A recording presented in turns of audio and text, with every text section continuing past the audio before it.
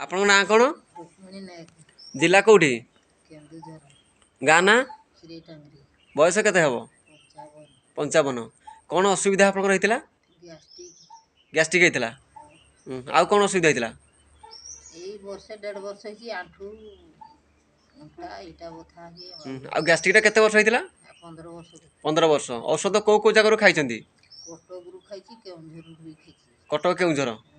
ତାହେଲେ ଏଇ ଯେଉଁ କଟକ ଆଉ କେଉଁଝର ମିଶିକି ଆପଣ ସେଇ ଯେଉଁ ଭିତରେ ଔଷଧ ପତ୍ରରେ କେତେ ଟଙ୍କା ଭଳିଆ ଖର୍ଚ୍ଚ ହେଇଥିଲା ପୂର୍ବରୁ? 50,000 କି ତାର ଅଧିକ 50 ଅଧିକ ହେଇପାରେ ନା ନାଇଁ? ଠିକ୍ ଅଛି। ତାହେଲେ ଆପଣ ଏବେ କ'ଣ କ'ଣ ସବୁ ବ୍ୟବହାର ଆପଣ କରୁଛନ୍ତି? ଏଇ ଜିନିଷ କରୁଛି ନା ବ୍ୟବହାର ଆମ୍ବଲା ଜୁସ୍ ପ୍ରୋଟିନ୍ मल्टीविटामिन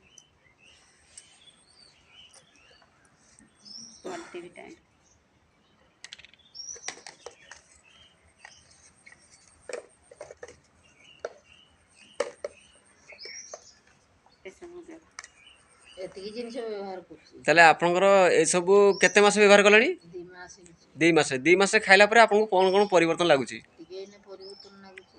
ଭଲ ପରିବର୍ତ୍ତନ ଲାଗୁଛି। ତା ସୁସ୍ଥ ଲାଗୁଛି ଆପଣଙ୍କୁ? ତାହେଲେ ଆପଣଙ୍କର ଏବେ ତାହେଲେ ଓଡ଼ିଶାବାସୀକୁ କ'ଣ ଜଣାଇବାକୁ ଚାହୁଁଛନ୍ତି? ମୋ ଭଳି ଯାହାର ଏମିତି ଅଛି ସେମାନେ ବି ମେଡ଼ିସିନ ଖାଇଲେ ଟିକେ ସୁସ୍ଥ ହେବେ ଆଉ। ଆପଣଙ୍କ ଯେଉଁଭଳିଆ ଅସୁବିଧା ଅଛି ଯଦି ସେଇଭଳିଆ ଅସୁବିଧା ଯେଉଁମାନଙ୍କ ଅଛି ସେଇଭଳିଆ ଅସୁବିଧା ଲୋକମାନେ ଯେଉଁ ବ୍ୟବହାର କଲେ ଲୋକ ଭଲ ହେଇପାରିବେ। ଠିକ୍ ଅଛି। ବହୁତ ବହୁତ ଧନ୍ୟବାଦ ନରିଶ୍ ହେଲ୍ଥ କ୍ଲବ୍କୁ। ସେଥିପାଇଁ ଆମେ ଚାହୁଁଛୁ ଭଗବାନ ଆଶୀର୍ବାଦ କରୁଛୁ ଆପଣମାନେ ସୁସ୍ଥ ହୁଅନ୍ତୁ, ଆମ ଦେଶ ବି ସୁସ୍ଥ ହଉ, ଆପଣ ବି ସୁସ୍ଥ ହୁଅନ୍ତୁ। ବୁଝିପାରିଲେ ଆଜ୍ଞା? ବହୁତ ବହୁତ ଧନ୍ୟବାଦ ଆପଣଙ୍କୁ।